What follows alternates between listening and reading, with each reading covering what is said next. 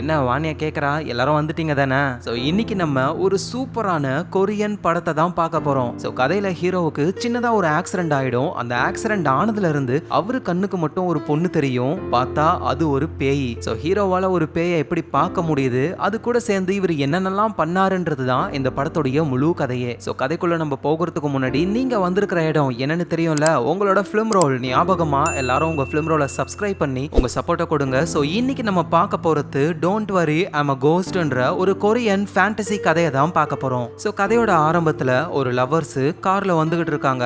பாய் friend தான் காரை ஓட்டிக்கிட்டு இருக்காரு. பக்கத்துல அந்த கேர்ள் ஃப்ரெண்டு தொணன்னு பேசிக்கிட்டே இருக்கு. ஏன்டா டே ரைட் சைடு திரும்ப சொன்னா நீ மாட்டு ஸ்ட்ரைட்டா போய்கிட்டே இருக்க. அந்த கடையில ட்ரெஸ் எவ்வளவு சூப்பரா இருந்தது, ஆனா நீ வாங்கியே தரல, நீலாம் ஒரு பாய் ஃப்ரெண்டா அப்படின்னு திட்டிக்கிட்டே வராங்களா. கடுப்பான பாய் ஃப்ரெண்டும் ஏ வாய மூடு, நீ பேச பேச அப்படியே என் தலை வெடிச்சிரும் போல அப்படின்னு ரெண்டு பேரும் சண்டை போட்டுட்டே காரை ஓட்டிட்டு வந்ததுனால ரோட கிராஸ் பண்ணவரை பார்க்க மறந்துடுறாங்க. காரை கொண்டு போய் அவர் மேல ஏத்தி அவ்வளவுதான், மூச்சு பேச்சு இல்லாம ஆளு கீழே விழுந்து போய் கிடக்குறாரு. சோ அந்த லவர்ஸும் பயந்து போய் வெளியே வந்து ஆம்புலன்ஸ்க்கு கால் பண்றாங்க. சோ அடுத்த நாள் ஆகுது. ஒரு டாக்டர் ஒரு பேஷண்ட்டை செக் பண்ணிக்கிட்டு இருக்காரு. இது எத்தனை விரல்னு சொல்லு பார்க்கலாம் அப்படின்னு கேட்க அந்த பேஷண்ட்டும் கரெக்டா சொல்றாரு. சரி ஓகே, உன்னோட பேர் என்ன அப்படின்னு கேட்க அந்த பேஷண்ட்டுக்கு எதுவும் ஞாபகத்துல இல்ல. சோ இவரை தான் அந்த லவர்ஸ் வந்து கார் விட்டு ஏத்திருப்பாங்க. அந்த இம்பாக்ட்னால இவரு எல்லாத்தையுமே மறந்து போயிடுறாரு, மெமரி லாஸ். சோ டாக்டரும் இது ஒன்றும் பெரிய ப்ராப்ளம் இல்ல, போக போக சரியாயிடும் அப்படின்னு சொல்றாரு. ஆனா இந்த பேஷண்ட்டுக்கு வந்து அவரோட பேரு என்ன, நம்ம எங்க தங்கிக்கிட்டு இருக்கோம்னு எதுவுமே தெரியாதுல. சோ இந்த விஷயங்கள் எல்லாம் தெரிஞ்சுக்கணுன்றதுக்காக நேரா போலீஸ் ஸ்டேஷனுக்கு போறாரு. சோ அவங்க கிட்ட நடந்த விஷயங்கள் எல்லாம் சொல்ல அவங்க இந்த பேஷண்டோடைய ஃபிங்கர் பிரிண்ட் எல்லாம் ஸ்கேன் பண்ண ஆரம்பிக்கிறாங்க. ஏன்னா போலீஸோடைய டேட்டா பேஸ்ல எல்லா இன்ஃபர்மேஷனும் இருக்கும்ல, நம்ம ஃபிங்கர் பிரிண்ட் போதும் நம்ம யாரு எங்க தங்கிக்கிட்டு இருக்கோம்னு எல்லாத்தையும் சொல்லிடுவாங்க. சோ அப்படிதான் இவருடைய ஃபிங்கர் பிரிண்டை எடுத்து டேட்டா பேஸ்ல போட்டு சர்ச் பண்ணிக்கிட்டு இருக்காங்க. ரிசல்ட் வரதுக்கு கொஞ்சம் டைம் ஆகும், அதனால இந்த பேஷண்ட்டும் வெயிட் பண்ணிக்கிட்டு இருக்காரு. சோ அப்பா அவரோட காதுக்கு உன்னோட பேரு லீ அப்படின்னு ஒரு குரல். சோ இவரு யாராதுன்னு திரும்பி பார்க்கும்போது பக்கத்து சேர்ல கியூட்டா ஒரு பொண்ணு உட்காந்துக்கிட்டு இருக்காங்க. லீ, அதுதான் உன்னோட பேரு, உனக்கு 32 வயசு ஆகுது, உனக்கு ஃபேமிலின்னு யாரும் கிடையாது, உன்னோட வீடு வந்து 821 ஸ்ட்ரீட் 3வது பில்டிங். இங்க இவருக்கு புரியல, யார் இந்த பொண்ணு, இந்த பொண்ணு சொல்றது உண்மையா, நம்ம பேரு உண்மையிலே லீ தானா அப்படின்னு இவர் யோசிக்கும் போதே அங்க அந்த போலீஸ் லேடி வராங்க. சார் உங்க இன்ஃபர்மேஷன் எடுத்துட்டோம், உங்களோட பேரு லீ, உங்களுக்கு 32 வயசு ஆகுது, உங்களுக்கு ஃபேமிலின்னு யாரும் கிடையாது, உங்களோட அட்ரஸ் இதுதான் அப்படின்னு கரெக்டா அந்த பொண்ணு சொன்னதையே சொல்றாங்களா. இங்க உடனே இவரு ஷாக் ஆகுறாரு. சோ இவரோட பேரு லீ தான், நம்மளும் லீனே கூப்பிடலாம். சோ லீ அப்படியே பக்கத்துல திரும்பி பார்க்கும் பொழுது அங்க அந்த பொண்ணை காணோம். உடனே அங்க இருக்கிற போலீஸ் கிட்ட, இங்க பக்கத்துல ஒரு பொண்ணு இருந்தாலே பாத்தீங்களா, ஆனா உங்க பக்கத்துல எந்த பொண்ணும் இல்லையே. இல்ல என் பக்கத்துல உட்காந்துக்கிட்டு இருந்தா, நீங்க சொன்ன விஷயத்த அப்படியே என்கிட்ட முன்னாடியே சொல்லிட்டா. ஆனா மிஸ்டர் லீ, அந்த மாதிரி யாரும் இங்க வரலன்னு சொல்ல எங்க நம்ம லீக்கு எதுவும் புரியல. இப்ப இவரோட அட்ரஸ் தான் தெரிஞ்சிச்சுல, சோ அதனால அந்த அட்ரஸ்க்கு போக ஆரம்பிக்கிறாரு. அந்த வீட்டுக்குள்ளேயும் போறாரு. நிறைய திங்ஸ் எல்லாம் இருக்கு, இது எல்லாமே இவரோட திங்ஸ் தான். பட் மெமரி லாஸ் ஆனதுனால எல்லாமே புதுசு மாதிரியே அவருக்கு தெரியுது. அப்புறம் ரொம்ப டயர்டா இருக்குன்னு ஆள் அப்படியே படுத்து தூங்கிடுறாரு. கொஞ்ச நேரம் கழிச்சு கண்ணை முழிச்சு எழுந்து பார்த்தா இவருக்கு மேல அப்படியே அந்தரத்துல ஒரு பொண்ணு மிதந்துகிட்டு இருக்கா. சோ அந்த பொண்ணை பார்த்த உடனே நம்ம லீ பயந்து போயிடுறாரு. நான் என்ன கனவுல இருக்கனா அப்படின்னு கேட்க அந்த பொண்ணும் இல்ல அப்படின்னு கியூட்டா தலையாட்டுறாங்களாமா. சோ இது கனவு இல்ல அப்படின்னா நீ யாரு, நான் ஒரு பேய் அப்படின்னு அந்த பொண்ணு சொல்ல, இல்ல நீ பொய் சொல்ற, நான் கனவுல தான் இருக்கேன், ப்ளீஸ் நான் அந்த கனவுல இருந்து கண்ணை முழிச்சு எழுந்துக்கணும்னு கண்ணை திறக்கிறாரு. பார்த்தா அந்த பொண்ணை காணோம். சொன்னல இது கனவுதான்னு திரும்பி பார்த்தா அந்த பொண்ணு கிச்சன்ல இருக்காங்க, வீட்டை சுத்தி பார்த்துக்கிட்டு இருக்காங்க. ஓ இதுதான் உன்னோட வீடா, என்ன திடீர்னு கப் அடிக்குது, துணியெல்லாம் நீ துவைக்க மாட்டியா அடிக்கடி. எங்க நம்ம லீயும் கடுப்பாகி, இங்க பாரு நீ யாரு. உடனே அந்த பொண்ணு அப்படியே சர்ன்னு முன்னாடி வந்து, நான் தான் சொன்னல நான் ஒரு பேய் அப்படின்னு டக்குன்னு இந்த பக்கம் வந்து நான் ஒரு பேய் தான் அப்படின்னு சொல்ல. சோ இப்பதான் லீக்கும் ஞாபகம் வருது, இதே பொண்ணு தான் போலீஸ் ஸ்டேஷன்ல வந்து நம்ம இன்ஃபர்மேஷனை நம்ம கிட்ட சொன்னா டக்குன்னு அங்க இருந்து மறைஞ்சு போயிட்டா. ஒருவேளை இது பேயா தான் இருக்குமோ அப்படின்னு ஆளு பயந்துகிட்டு வேகமா ஓடி வந்து டோரை லாக் பண்ணிடுறாரு. பார்த்தா பின்னாடி இருந்த ஒரு சவுண்ட், என்னடான்னு பார்த்தா மேல உட்காந்துக்கிட்டு அந்த பேயம்மா தான் ஹாய் அப்படின்னு தாட்டா காட்டுறாங்க. சோ உடனே லீ வீட்டு கீழே வராரு. அங்கேயும் அந்த பேய் பொண்ணு வர இவர் தெரிச்சுக்கிட்டு ஓடுறாரு ஆளு. அப்ப ரோட்ல 2 குடிகாரங்க நல்லா குடிச்சிட்டு போதையில வந்துகிட்டு இருக்காங்க. சோ அந்த வழியா தான் லீயும் அந்த பேய் பொண்ணை பார்த்து பயத்துல ஓடுறாரு. அந்த பொண்ணு வந்து பயம் பொறுத்தது போல, அது லீ கண்ணுக்கு மட்டும் தான் தெரியும். அந்த 2 குடிகாரங்க கண்ணுக்கு நம்ம லீ மட்டும் தனியா புலம்பிட்டு போற மாதிரி தான் தெரியுது. ஏ யார் நீ, ப்ளீஸ் என்ன டிஸ்டர்ப் பண்ணாத, ஐயோ இவகிட்ட இருந்து என்ன யாராவது காப்பாத்துங்களா அப்படின்னு ஒரு புலம்ப. இதை அந்த 2 குடிகாரங்களும் பார்த்துட்டு நம்மளை விட பயங்கரமான போதையில இருக்கான், அவன் அடிச்ச சரக்கு நமக்கு வேணும்டா அப்படின்னு இவங்க நினைக்கிறாங்க. அந்த அளவுக்கு ரோட்ல கத்திக்கிட்டே போறாரு நம்ம லீ. சோ நேரா டாக்டர் கிட்ட போயிட்டு நடந்த விஷயத்த சொல்லலாம்னு ட்ரை பண்ணும்பொழுது அந்த பேய் பொண்ணு டாக்டருக்கு பக்கத்திலே தான் உட்காந்துக்கிட்டு இருக்கு. சோ நம்ம லீ வந்து ஷாக்கா பாக்குறாரு. டாக்டரும் என்னத்த பாக்குறான் இவனு திரும்பி பார்க்க டாக்டர் கண்ணுக்கு தெரியல. சொல்லியும் புரிஞ்சுக்கிறாரு இந்த விஷயத்த நம்ம சொன்னோம் அப்படின்னா நமக்கு பைத்தியம்னு மென்டல் ஹாஸ்பிட்டலுக்கு அனுப்பிடுவாங்க. சோ இதை மறைச்சிட வேண்டியதான் அப்படின்னு டாக்டர் கிட்ட எதுவும் சொல்லாம இவர் அங்க இருந்து கிளம்பி வந்துடுறாரு. பஸ்ல ஏற அந்த பேய் மேடமும் இவருக்கு பின்னாடி சீட்லயே வந்து உட்காந்துக்கிறாங்க. சொல்லியும் வந்து இது எல்லாமே நம்மளோட கற்பனை தான், இது உண்மை கிடையாது அப்படின்னு அவருக்கு அவரே தைரியம் சொல்லும் பொழுது பின்னாடி இருந்து அந்த பேய் மேடம் இந்த பஸ் இப்போ சடன் ரைட் திரும்ப போகுது, பக்கத்துல இருக்கிற கம்பியை பிடிச்சுக்கோ இல்லனா எகிரி போய் விழுந்துருவ அப்படின்னு அவங்க சொல்றாங்க. ஆனா லீ அதை கண்டுக்காம இது நம்மளோட கற்பனை தான் அப்படின்னு காதை மூடிக்கிறாரு. அவரு பார்த்தா அந்த பஸ்ல இருக்கிற மத்த பேசஞ்சர்ஸ்லாம் கம்பியை டைட்டா பிடிச்சிருக்காங்க. சடன் ரைட் அந்த பஸ் திரும்ப நம்ம ஆளு சீட்ல இருந்து எகிரி தூர போய் விழுறாரு. நல்ல வேலை எதுவும் பெருசா அடிபடல. சோ இவதான் அந்த பேய் பொண்ணு, உனக்கு எல்லா உண்மையும் தெரியணும் அப்படின்னா என்ன ஃபாலோ பண்ணி வா அப்படின்னு சொல்ல வேற வழி இல்லாம நம்ம லீயும் அந்த பொண்ணையே ஃபாலோ பண்ணி போறாரு. பார்த்தா ஒரு ஃபியூனரல் ஒண்ணு நடக்குது. யாருக்குன்னா நம்ம லீ கண்ணுக்கு தெரியுதுல ஒரு பொண்ணு, அந்த பொண்ணுடைய ஃபியூனரல் தான். சோ லீயும் புரிஞ்சுக்கிறாரு இறந்து போன இந்த பொண்ணோட ஆவிதான் நம்ம கண்ணுக்கு தெரியுது அப்படின்னு. சோ அந்த ஃபியூனரலுக்கு வந்தவங்களுக்குலாம் சாப்பாடு கொடுக்குறாங்க. இவரும் உட்காந்து சாப்பிடுறாரு. இவருக்கு பக்கத்திலேயே அந்த பொண்ணோட ஆவியும் உட்காந்துக்கிட்டு சாப்பிட்டுக்கிட்டு இருக்கு. ஆமா உன் பேர் என்ன? என்னோட பேரு கிம், எனக்கு 25 வயசு ஆகுது அப்படின்னு சொல்லி இப்பதான் ரெண்டு பேரும் இன்ட்ரோவே ஆயிக்கிறாங்க. சோ இப்படின்னு நம்ம லீ வந்து அந்த கிம்ன்ற பொண்ணோட ஆவி கூட பேசிக்கிட்டு இருக்கும்போது அந்த இடத்துக்கு ஒரு லேடி வந்து ஓ லீ நீங்களும் இங்க வந்திருக்கீங்களா அப்படின்னு சொல்லி பேசுறாங்க. நம்ம லீக்கு அது யாருன்னே தெரியல, ஏன்னா ஆக்சிடென்ட் ஆனதுல இருந்து எல்லாத்தையும் மறந்துட்டார்ல அவரு. அப்பதான் ஒரு பக்கத்துல இருக்கிற ஆவி கிம் சொல்றாங்க அது என்னோட ஃப்ரெண்டு தான், எனக்கு ஒன்ன தெரியும், சோ அதனால ஒன்ன என் ஃப்ரெண்டுக்கு தெரியும். எங்க நம்ம லீயும் எனது ஒன்ன எனக்கு தெரியுமா அப்படின்னு ஒரு குழப்பத்தோடவே இருக்கும்போது தான் பக்கத்துல கிம்மோட ஃபியூனரலுக்கு வந்த சில பொண்ணுங்களாம் பேசிக்கிட்டு இருக்காங்க. பாவம் கிம் கத்தியாலேயே யாரோ ஒருத்தன் கொடூரமா கொலை பண்ணிட்டானா, போலீஸ் அது யாருன்னு தேடிக்கிட்டு இருக்காங்களா அப்படின்னு சொல்லும்போது தான் நம்ம லீக்கே புரிய வருது கிம்ம கொலை பண்ணிருக்காங்க அப்படின்னு. உடனே வெளியே வந்து கிம்மோடைய ஆவி கிட்ட ஏ இப்போ உனக்கு என்ன வேணும், உன்னை கொலை பண்ணவன் யாருன்னு நான் கண்டுபிடிக்கணுமா, அதுக்காக தான் என் முன்னாடி வரியா நீ? கிம்மோட ஆவியும் ஏன் நீ கண்டுபிடிக்க மாட்டியா, ஏ உனக்கு புரியுதா நான் யாருன்னே எனக்கு தெரியல, இதுல உன்னை கொலை பண்ணவனே எப்படி என்னால கண்டுபிடிக்க முடியும்? உடனே கிம்மோட ஆவியும் அப்படின்னா ஓகே ஃபர்ஸ்ட் நீ யாரு அப்படின்னு நீ தெரிஞ்சுக்கோ, அதுக்கப்புறமா எனக்கு ஹெல்ப் பண்ணு, என் பின்னாடியே வா அப்படின்னு சொல்லி போக நம்ம லீயும் நான் எதுக்கு உன் பின்னாடி வரணும், நான் ஏன் உனக்கு ஹெல்ப் பண்ணணும் ஃபர்ஸ்ட், சரி நீ ஹெல்ப் பண்ணாத, வாழ்க்கை ஃபுல்லா நான் உன் பின்னாடியே சுத்திக்கிட்டே இருக்க போறேன், ஐயோ எம்மா தாயே நான் உன் பின்னாடி வரேன் போ அப்படின்னு சொல்லி இவங்க அப்படியே போக ஆரம்பிக்கிறாங்க. ரைட்டா ஒரு மொபைல் ரிப்பேர் கடைக்கு தான் போறாங்களே, ஏன்னா ஆக்சிடென்ட் ஆகும்போது லீயோடைய போன் உடைஞ்சு போயிருக்கும். சோ அந்த போனை ரெடி பண்ணா அந்த போன்ல ஏதாவது ஒரு இன்ஃபர்மேஷன் இருக்கும், அது மூலியமா இவருக்கு பழைய ஞாபகங்கள் வர வாய்ப்பு இருக்குல்ல, அதுக்காக ரிப்பேர் கொடுத்திருப்பாரு. ரிப்பேர் பண்ண ஆளும் சார் போனை ஃபுல்லா ரெடி பண்ணியாச்சு புதுசு மாதிரியே இருக்கு பாருங்க, ஆனா என்ன மெமரி ஃபால்ட் ஆனதுனால பழைய டேட்டாஸ் எல்லாமே எரேஸ் ஆயிடுச்சுன்னு சொல்றாங்க. சோ அவ்வளவுதான் அந்த போன்ல இருந்து லீக்கு எந்த பிரயோஜனமும் இல்ல. ஆனா சடனா இவருக்கு ஒரு கால் வருது. சோ லீயும் யாருன்னு தெரியாம போன் அட்டெண்ட் பண்ணும்போது தான் டேய் லீ இவ்வளவு நாள் எங்கடா போன, ஒழுங்கு மரியாதையா கடைக்கு வா அப்படின்னு யாரோ பேசுறாங்க. சோ உடனே லீயும் அந்த கடைக்கு போறாரு. பார்த்தா இப்பதான் அவருக்கு தெரிய வருது இவரு டெலிவரி பாய் வேலை செஞ்சுக்கிட்டு இருந்திருக்காரு. சோ அந்த ஓனரும் செம்ம கடுப்புல பேசுறாரு, டேய் லீ இவ்வளவு நாள் எங்கடா போன நீனு, சரி நீ தான் ஆளா காணோம்னு பார்த்தா உன் கூடயே சுத்திக்கிட்டு இருப்பானே ஜின்சு அவனையும் ஆளைய காணோம், சீக்கிரமா அவனுக்கு கால் பண்ணு தலைக்கு மேல வேலை இருக்கு அப்படின்னு ஓனர் சொல்ல இங்க நம்ம லீக்கும் எது ஜின்சுவா அப்படின்னு யாருன்னே தெரியல. அப்பதான் அந்த பேயம்மா கிம் இருக்காங்கல்ல அவங்க அந்த கடையில வேலை செய்யறவங்களோட போட்டோ எல்லாம் ஒரு நோட்டீஸ்ல ஒட்டிருப்பாங்க. அதை பார்த்துட்டு தோருக்காம் பேரு இவனோட பேரு தான் ஜின்சு அப்படின்னு சொல்றாங்க. நம்ம லீயும் பாக்குறாரு அவருக்கு எதுவும் ஞாபகத்துக்கு வரல. ஓனரும் வந்து டேய் இங்க என்னடா பண்ணிக்கிட்டு இருக்க, சீக்கிரம் போயிட்டு டெலிவரி பண்ணிட்டு வாடா அப்படின்னு வேலைக்கு அனுப்புறாரு. நம்ம லீயும் ஸ்கூட்டர்ல டெலிவரி பண்ற வேலையை பார்க்க ஆரம்பிக்கிறாரு. பின்னாடி இந்த கிம் பேயம்மா அப்படியே எழுந்து நின்னு கையை நீட்டிக்கிட்டு என்ஜாய் பண்றாங்களாமா. ஏ கிம் ஒழுங்கா உட்காந்துக்கிட்டு வா, ஏதாவது ஸ்பீட் பிரேக்கர்ல விட்டு ஏத்தனன்னு வச்சுக்கியேன் அப்படியே எகிரி ஏதாவது மரத்துல போய் உட்காந்துருவ பாத்துக்கோ,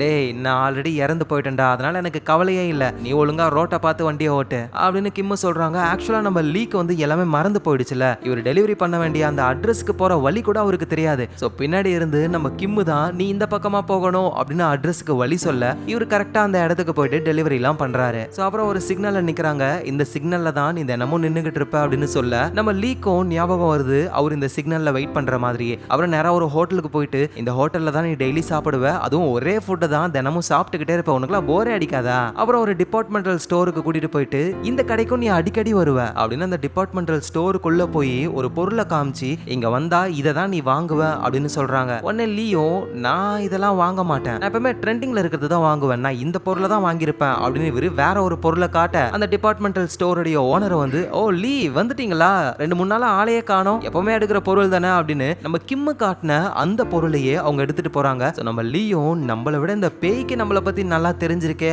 அப்படின்னு நினைக்கிறாரு. அதோட போனை வந்து பக்கத்திலேயே வச்சுக்கிட்டு இருக்காரு. ஏன் அப்படின்னா இப்ப கூட நம்ம லீ அந்த கிம்மோட ஆவியை பார்த்து என்னை பத்தி உனக்கு எப்படி இவ்வளவு இவ்வளவு விஷயங்கள் தெரியும் அப்படின்னு கேட்க அந்த டிபார்ட்மெண்டல் ஸ்டோரோடைய ஓனர் லேடியும் யாரு கூட இவர் பேசுறாரு அப்படின்னு பார்த்துட்டு ஆனா எதுவும் கண்டுக்காம போயிடுறாங்க. அதுக்காக தான் இவர் போனை வச்சுக்கிட்டு இருக்காரு. ஏன்னா இவரு கண்ணுக்கு மட்டும்தான் கிம்மோட ஆவி தெரியும், மத்தவங்க கண்ணுக்கு தெரியாது. இவர் தனியா பேசுற மாதிரி தெரியும். அதனால போனை தூக்கி வச்சுக்கிட்டாருன்னா இவர் போன்ல யாரு கூடவோ பேசுறாரு அப்படின்ற மாதிரி மத்தவங்க நினைப்பாங்கன்றது தான் பிளான். சோ இந்த கிம்ன்ற ஆவியும் இந்த டிபார்ட்மெண்டல் ஸ்டோருக்கு ஆப்போசிட்ல இருக்கிற ஒரு ஃப்ளவர் ஷாப்பை காட்டுறாங்க. இந்த கடையை பார்த்ததுக்கு அப்புறம் உனக்கு ஏதாவது ஞாபகத்துக்கு வருதா அப்படின்னு சொல்லி கேட்க எனக்கு எதுவும் ஞாபகத்துக்கு வரலையே. ஓ அப்படியா, சரி விடு அப்படின்னு பைக்ல ரெண்டு பேரும் அப்படியே போய்கிட்டு இருக்காங்க. போகும்பொழுது இவங்கள ஒரு கார் இடிக்கிற மாதிரி வருது. ஜஸ்ட் மிஸ்ல நம்ம லீ அதுல இருந்து எஸ்கேப் ஆகுறாரு. அப்பதான் அவருக்கு அந்த ஆக்சிடென்டே ஞாபகத்துக்கு வர ஆரம்பிக்குது. சோ இதே இடத்துல தான் ஆக்சிடென்ட் நடந்தது. ஆக்சிடென்ட் நடக்கிறதுக்கு முன்னாடி அவர் எங்க இருந்து நடந்து வந்தாரு அப்படின்ற விஷயம் கொஞ்சம் கொஞ்சமா ஞாபகம் வர அப்படியே அந்த வழியா போகும்போது தான் ஒரு வீட்டுக்கு போறாரு. பார்த்தா அங்க போலீஸ் சில பேரை விசாரணை பண்ணிக்கிட்டு இருக்காங்க.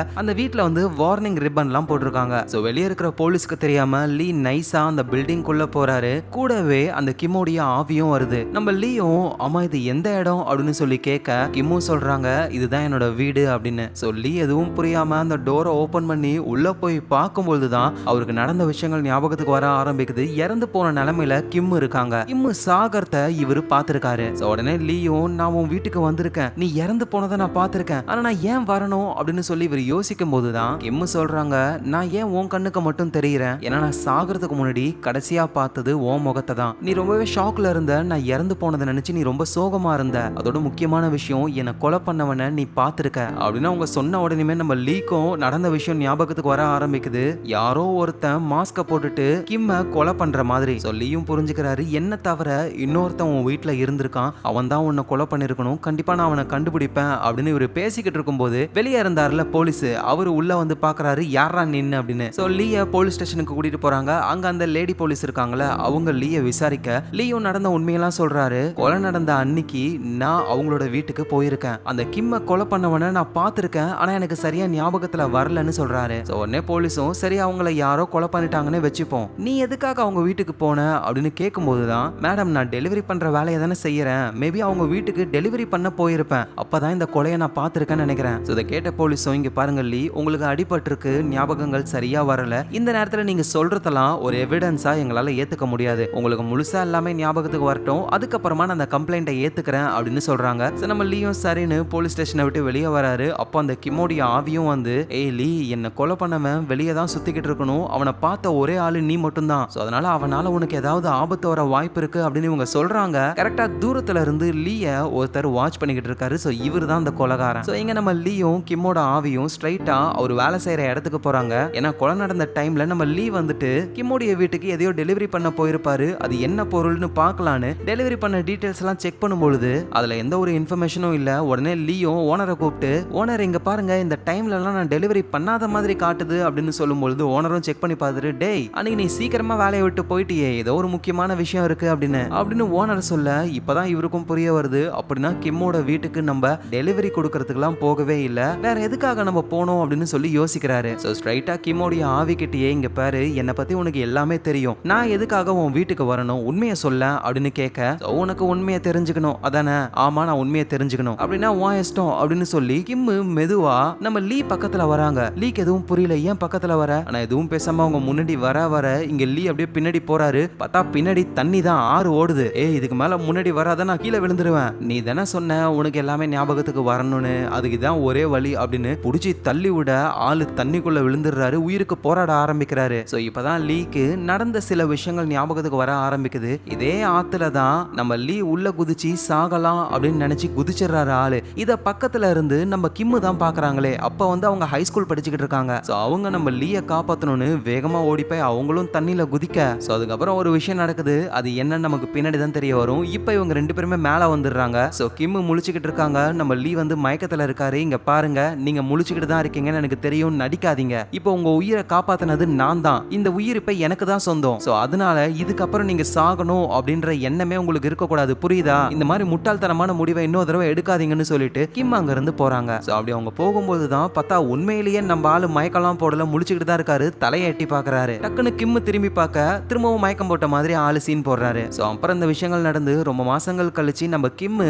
ஒரு ஃப்ளவர் ஷாப்பை வைக்கிறாங்க. அதுக்கு ஆப்போசிட்ல இருக்கிற ஒரு டிபார்ட்மெண்டல் ஸ்டோர் அவங்க கிட்ட போயிட்டு ஃப்ளவர்லாம் கொடுத்து இந்த மாதிரி ஃப்ளவர் கடை ஓபன் பண்ணிருக்கேன் சப்போர்ட் பண்ணுங்கன்னு சொல்லிட்டு வெளியே வரும்போது தான் அங்க நம்ம லீ இருக்காரு. ஆளு டெலிவரி பண்றதுக்காக எங்கேயோ போக போறாரு போல, சிக்னல்ல வெயிட் பண்ணிக்கிட்டு இருக்காரு. சோ லீய பார்த்த உடனே கிம்முக்கு புரிஞ்சிருச்சு, இவரை தானே நம்ம தண்ணிக்குள்ள விழுந்து காப்பாத்தணும் அப்படின்னு. லீ கிட்டையும் ஒரு ஃப்ளவரை கொடுத்து இந்த மாதிரி கடையை ஓபன் பண்ணிருக்கேன் அப்படின்னு சொல்லி கூப்பிடுறாங்க. அதோட லீய வந்து இவங்களுக்கு ரொம்ப ரொம்ப பிடிச்சிருக்கு. சோ இப்படிதான் நம்ம முதல்ல மீட் பண்ணிக்கிட்டோம். அதுக்கப்புறம் என் கடைக்காக நிறைய ஃப்ளவர்ஸ் எல்லாம் நீ டெலிவரி பண்ணிருக்க அப்படின்ற மாதிரி அந்த கிம்மோட ஆவியும் சொல்லுது. நம்ம லீக்கும் இப்பதான் ஞாபகமே வர ஆரம்பிக்குது. சோ கிம்மோட ஆவியும் என்னை பார்த்த உடனே உனக்கு எல்லாமே ஞாபகத்துல வரும்னு நினைச்சேன், அதனாலதான் எதுவும் சொல்லாம உன் கூடவே இருந்தேன், ஆனா உனக்கு எதுவும் ஞாபகத்துல வரவே இல்லை, நான் எவ்வளவு அழகா இருந்தேன், எல்லாத்தையும் மறந்துட்டல நீ அப்படின்னு சொல்ல உடனே நம்ம லீ வந்து சிரிக்கிறாரா.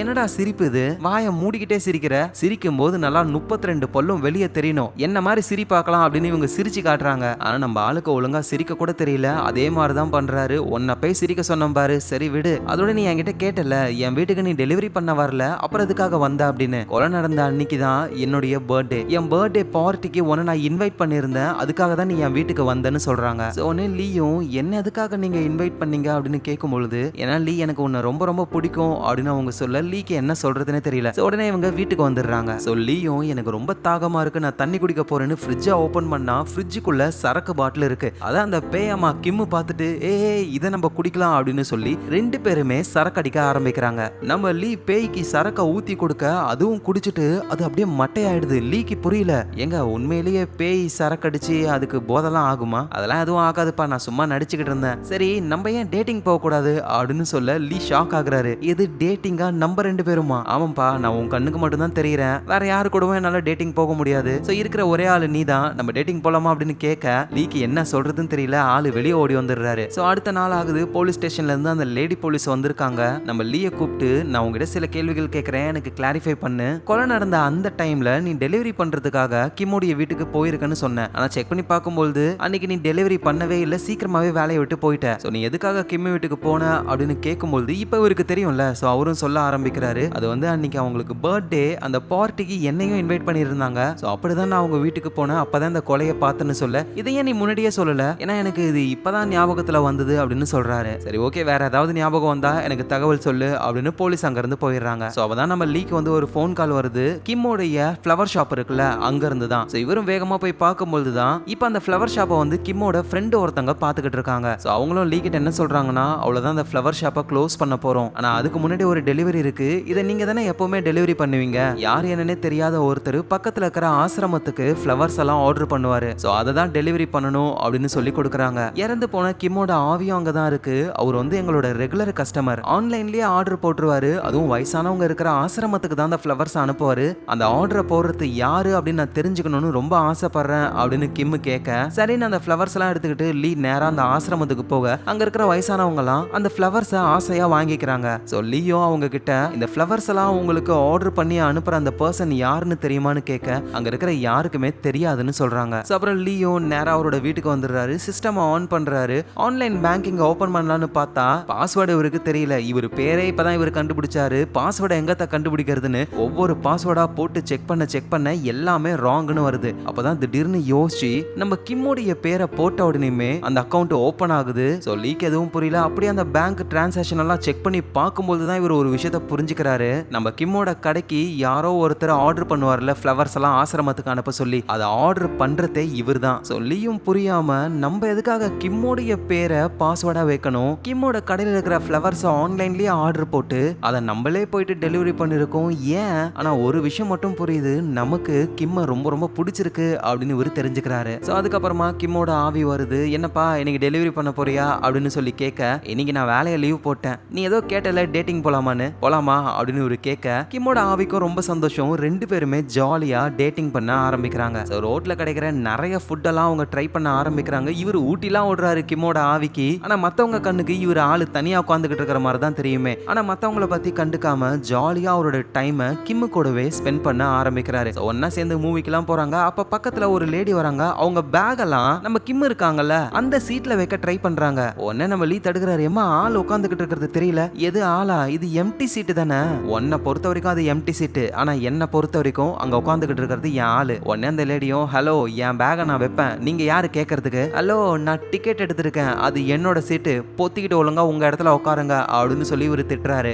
நமக்காக சண்டெல்லாம் போடுறானே அப்படின்னு அந்த கிம் பேயம்மாவுக்கு ஒரு சந்தோஷம். சோ இவங்க பாத்துக்கிட்டு இருக்கிற மூவி வந்து ஒரு ஹாரர் மூவி. அதுல பேய் வர சீனை பார்த்த உடனே கிம்மு பயப்பட, நம்ம லீயும் என்ன பயப்படுற, எனக்கு பேய்னா பயம்பா. அட கடவுளே, நீ ஏன் ஒரு பேய், நீ பேய பார்த்து பயப்படுறியா, என்னத்த சொல்ல அப்படின்னு ஒரு கலாய்க்கிறாரு. சோ அப்புறம் இவங்க ஷாப்பிங் போறாங்க. சின்ன குழந்தை மாதிரி ட்ராலில இந்த பேயம்மா உட்காந்துக்க, இதை எடுறா அதை எடுறான்னு சொல்லி ஒவ்வொரு பொருளா இவங்க வாங்க ஆரம்பிக்கிறாங்க. சோ அவரும் வீட்டுக்கு வந்து ஒன்னா சேர்ந்து சமைக்க ஆரம்பிக்கிறாங்க. நம்ம கிம்முக்கு பர்த்டே அப்பதானே அவங்க இறந்து போயிட்டாங்க. சோ அதனால பர்த்டேவே கொண்டாட முடியல. சோ அதனால இவரே கேக் செஞ்சு கிம்முக்கு பர்த்டேவை செலிப்ரேட் பண்றாரு. சீக்கிரம் கேண்டில் ஊது அப்படின்னு சொல்ல கிம்மு ஊத ட்ரை பண்றாங்க, முடியல. ஏன்னா இவங்க ஒரு ஆவி, இவங்க ஊதும் பொழுது அதுல இருந்து காத்துலாம் வராது. நீ ஒன்னும் கவலைப்படாத, இன்னொரு தடவை ஊது, கண்டிப்பா அணையும் அப்படின்னு சொல்ல அவங்களும் ஊதுறாங்க. பார்த்தா கேண்டில்லாம் அணையுது. ஏன்னா இவரும் கூட சேர்ந்து ஊதுறாரு. சோ நான் கொஞ்சம் லேட்டு தான், பட் இருந்தாலும் சொல்றேன் ஹாப்பி பர்த்டே அப்படின்னு இவரு சொல்ல கிம்முக்கும் அவ்வளவு சந்தோஷம். சோ அடுத்த நாள் ஆகுது. கிம்மோட ஆவி வந்து அந்த ரிவர் கிட்ட இருக்கு. இவரு கையில பொக்கேலாம் எடுத்துக்கிட்டு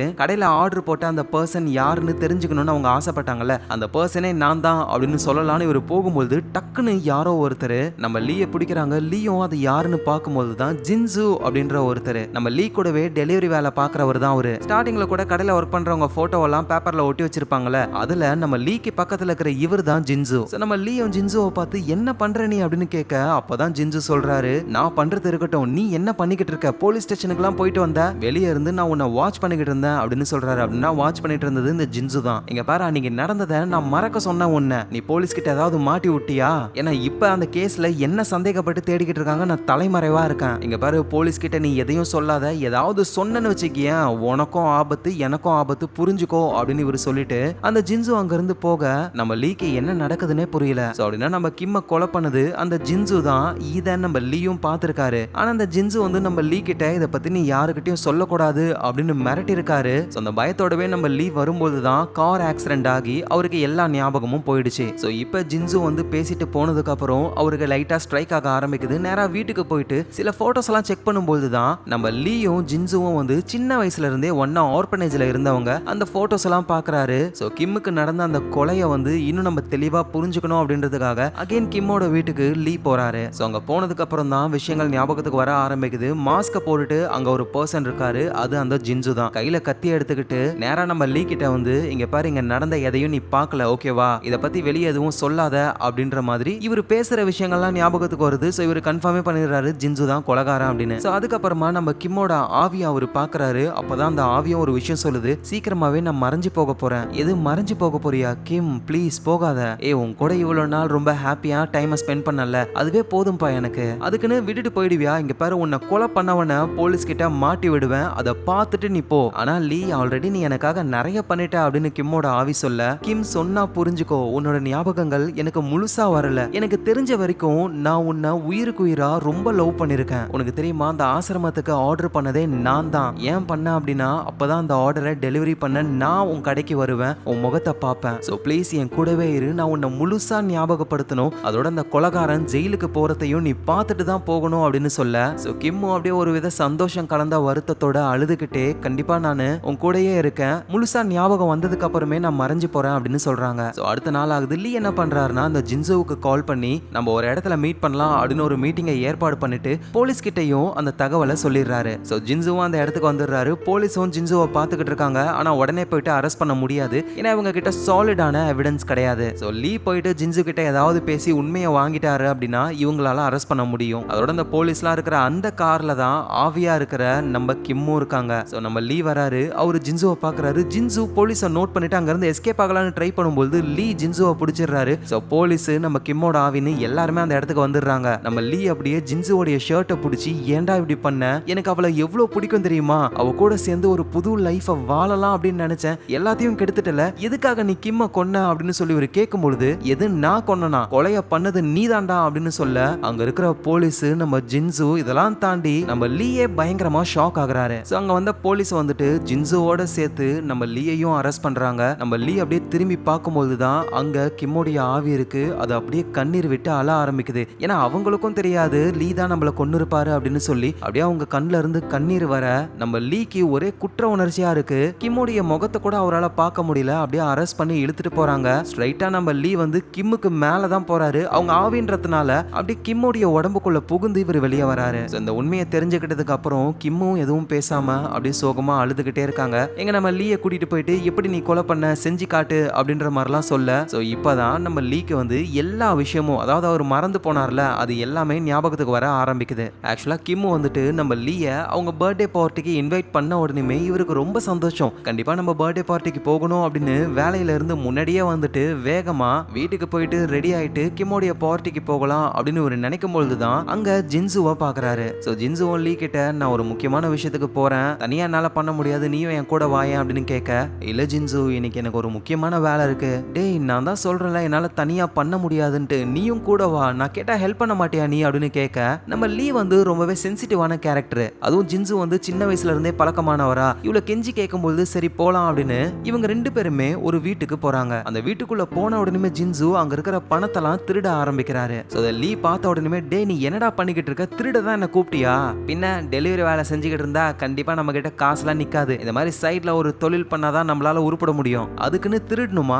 ஏன்டா நீ இப்படி பண்ற அப்படின்னு சொல்லி திட்டும் பொழுதுதான் அந்த வீட்டுல இருக்கிற போட்டோஸ் எல்லாம் பாக்குறாரு. பார்த்தா இது கிம்முடைய வீடு தான். ஆக்சுவலா நம்ம லீக்கு வந்து கிம்முடைய வீடுலாம் தெரியாது, இன்விடேஷன்ல அட்ரஸ் இருக்கும், அதை வச்சுதான் போலான்னு இருப்பாரு. பார்த்தா கிம்மோட வீட்டுக்கே வந்து இவங்க திருடிக்கிட்டு இருக்காங்க. சோ உடனே போயிட்டு ஜின்சுவை தடுக்கிறாரு. இங்க பாரு எடுத்த பணத்தெல்லாம் வச்சிரு, சீக்கிரமா நம்ம இங்க இருந்து போகணும் அப்படின்னு இவங்க நினைக்கும் பொழுது வீட்டுக்குள்ள கிம்மு வந்துடுறாங்க. ரெண்டு பேரும் ஓரமா போய் ஒளிஞ்சுக்கிறாங்க. அதோட முகம் தெரியக்கூடாதுன்னு ரெண்டு பேருமே மாஸ்க போட்டுக்க. ஆனா அந்த ஜின்சு வந்து ரொம்ப ஓவரா கிம்ம புடிச்சு கத்திய வச்சு மிரட்ட ஆரம்பிக்கிறாரு. சோ இத பாக்குற லீயும் எப்படியாவது கிம்ம காப்பாத்தணும்னு வேகமா ஓடி போயிட்டு ஜின்சு கிட்ட இருந்த அந்த கத்திய பிடுங்கிடுறாரு. அந்த பிடுங்கின ஃபோர்ஸுக்கு ஆள் அப்படி கீழே விழுந்துடுறாரு கத்தியோட. இங்க கிம்மும் ஜின்சுவை பிடிச்சுக்கிட்டு இருக்காங்க. உடனே ஜின்சு என்ன பண்றாருன்னா கிம்ம புடிச்சு தள்ளி விட அவங்க நேரா நம்ம லீ மேல வந்து விழுந்துடுறாங்க. லீ கையில கத்தி இருக்குல்ல, அப்படி அந்த கத்தி மேல விழ கத்தி உடம்புல சொருகி அவ்வளவுதான் அந்த இடத்துலயே கிம்மு உயிருக்கு போராட ஆரம்பிக்கிறாங்க. சோ ஜின்சுவும் வந்து இங்க பாருங்க நடந்த விஷயத்த நீ பார்க்கவே இல்ல சரியா, வெளியே எதுவும் சொல்லாத அப்படின்ற மாதிரி சொல்லிட்டு ஜின்சு அங்க இருந்து எஸ்கேப் ஆயிடுறாரு. ஆனா நம்ம லீயால அப்படியே விட்டுட்டு போக முடியல, ரொம்ப சோகமா இருக்காரு. அவரோட மாஸ்க கழட்டிட்டு ரொம்ப கஷ்டப்படுறாரு. அப்பதான் நம்ம கிம்மு வந்துட்டு சாகர நிலைமையில லீயோடைய முகத்தை பார்த்திருப்பாங்க. சோ லீயால எதையும் தாங்கிக்க முடியல, ஏன்னா அவரு லவ் பண்ண பொண்ணு சாகிறதுக்கு அவரே காரணமாயிட்டாருன்னு அப்படியே சோகத்துல அப்படியே வெளியே நடந்து போய்கிட்டே இருக்கும்போதுதான் ஒரு ரோட கிராஸ் பண்ணும்போது கார் வந்து மோதி இவருக்கு எல்லா விஷயங்களும் மறந்து போயிடுது. சோ இப்படின்னு எல்லா விஷயங்களும் ஞாபகம் வருது. இப்ப ஜின்சுவையும் நம்ம லீயையும் ஜெயில அரெஸ்ட் பண்ணி வச்சிருக்காங்க. சோ அப்படியே லீயும் கிம்ம பத்தியே யோசிச்சுக்கிட்டே இருக்காரு. அப்பதான் இவருக்கு ஒரு விஷயம் ஞாபகத்துக்கு வருது. ஸ்டார்டிங்ல வாழ்க்கையே வெறுத்து போய் இவர் தண்ணிக்குள்ள குதிச்சு இறந்து போகலாம்னு நினைக்கும் பொழுது அங்க இருந்த நம்ம கிம்மு வேகமா ஓடி வந்து தண்ணிக்குள்ள குதிச்சு இவரை காப்பாத்தலான்னு ட்ரை பண்ணுவாங்க. ஆனா உண்மை என்னன்னா நம்ம கிம்முக்கு நீச்சலே தெரியாது, காப்பாத்தணுமே அப்படின்னு குதிச்சிட்டாங்க. சோ தண்ணிக்குள்ள நம்ம லீ சாகலாம் அப்படின்னு நினைக்கிறாரு. பக்கத்துல ஏதோ ஒரு பொண்ணு வரத்த பாக்குறாரு, காப்பாத்த தான் வந்திருக்கு அந்த பொண்ணு, ஆனா நீச்சல் தெரியாம இப்ப அந்த பொண்ணு சாக போகுதே அப்படின்னு தான் நம்ம லீ கிம்ம காப்பாத்தி மேல கொண்டு வருவாரு. சோ ஒரு விஷயம் நடக்கும்னு சொன்னல, அது இதுதான். சோ இவரு தான் காப்பாத்தி மேல கொண்டு வருவாரு. கிம்மு மயக்கத்துல இருப்பாங்க. உடனே கிம்மு கண்ணை முழிச்சு எழுந்துக்கிட்ட உடனே இவரு மயங்கின மாதிரி நடிப்பாரு. சோ நம்ம கிம்முக்கும் தெரியும் நமக்கு நீச்சல் தெரியாது, நம்ம இறந்து போயிருப்போம், இவன் தான் காப்பாத்தி மேல கொண்டு வந்திருக்கான், ஆனா ஆளு நடிச்சுக்கிட்டு இருக்கான் அப்படின்னு சொல்லி, எங்க பாருங்க நீங்க முழிச்சுக்கிட்டு தான் இருக்கீங்கன்னு எனக்கு தெரியும், நடிக்காதீங்க அப்படின்னு இதனாலதான் சொல்லிருப்பாங்களே. சோ இதுக்கு மேல இதை பண்ணாதீங்க அப்படின்னு சொல்லிட்டு கிம் அங்க இருந்து போயிடுவாங்கல்ல. போகும்பொழுது அவங்க ஐடி கார்டை அங்கேயே விட்டு போயிடுவாங்க. சோ நம்ம லீ தான் எடுப்பாரு. அப்பதான் அந்த பொண்ணோட பேரு கிம் அப்படின்ற விஷயமே அவருக்கு தெரிய வரும். சோ அந்த செகண்டே அவரு கிம்ம லவ் பண்ண ஆரம்பிச்சிட்டாரு. ஏன்னா வாழ்க்கையே வெறுத்து சாகலான்னு போனவர் திரும்ப உயிரோட இருக்காருன்னா அதுக்கு காரணம் கிம் தான். சோ அப்புறம் அந்த ஐடி கார்டை இவரே போய் கொடுக்காம வேற ஒருத்தர்கிட்ட கொடுத்து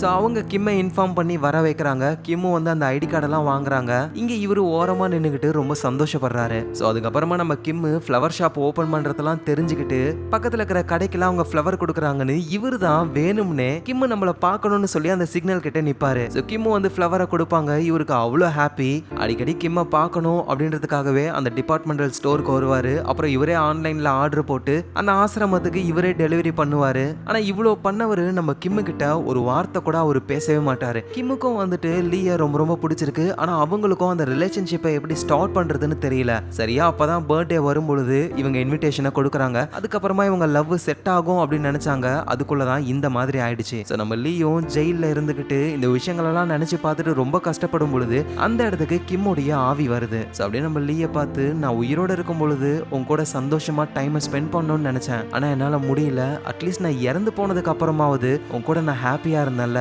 அதுவே போதும், சோ நீ ஒன்றும் கவலைப்படாத, நல்லா இரு, நான் போயிட்டு வரேன் அப்படின்னு சொல்லி அப்படியே அழுதுகிட்டே கிம்மோடைய ஆவி அந்த இடத்துல இருந்து மறைஞ்சு போக இங்க லீ அப்படியே பார்த்து ரொம்ப கஷ்டப்பட்டு கதறாரு. சோ அவருக்கு என்ன பண்றதுன்னு தெரியல. அதோட போலீஸ் விசாரணையில நம்ம லீ மேல எந்த தப்பும் இல்ல, எல்லாத்துக்கும் காரணம் ஜின்சு தான் அப்படின்னு தெரிய வருது. வருது. சோ லீயை ரிலீஸ் பண்ணலாம்னு பார்த்தா அவர் மென்டலா ரொம்பவே பாதிக்கப்பட்டாரு. சோ அதனால அவரை மென்டல் ஹாஸ்பிட்டல்ல சேர்த்துறாங்க. சோ அப்படியே சோகமா லீ அந்த ஹாஸ்பிட்டல்ல உட்காந்துக்கிட்டு இருக்காரு. கிம் நீ இங்க தானே இருக்க, என் கூட தானே இருக்க அப்படின்ற மாதிரி புலம்பிக்கிட்டே இருக்காரு. பார்த்தா உண்மையிலேயே கிம் லீக்கு பக்கத்துல தான் இருக்காங்க. ஆனா பிரச்சனை என்னன்னா லீயால இப்ப கிம்ம பார்க்க முடியல. அதுக்கான ரீசன் என்னவா இருக்கலாம்னா கிம் இறந்து போனதுக்கான காரணம் அவங்களுக்கு தெரியல. அதனால அவங்க பேயா இருந்தாங்க. கடைசியா அந்த காரணம் தெரிஞ்ச உடனேயுமே அவங்க மறைஞ்சு போயிருக்கலாம். அப்படி இல்லனா நம்ம லீயோடைய குற்ற உணர்ச்சியே கிம்ம பார்க்காத மாதிரி தடுத்திருக்கலாம். ஆனா எது என்னவோ கிம் லீ கூடவே தான் இருக்காங்க. அப்படியே அவங்க லீய பார்த்து சொல்ல ஆரம்பிக்கிறாங்க, நீ ஒன்னும் கவலைப்படாத, நான் உன் கூடயே தான் இருப்பேன், don't worry I am a ghost அப்படின்னு சொல்றாங்க.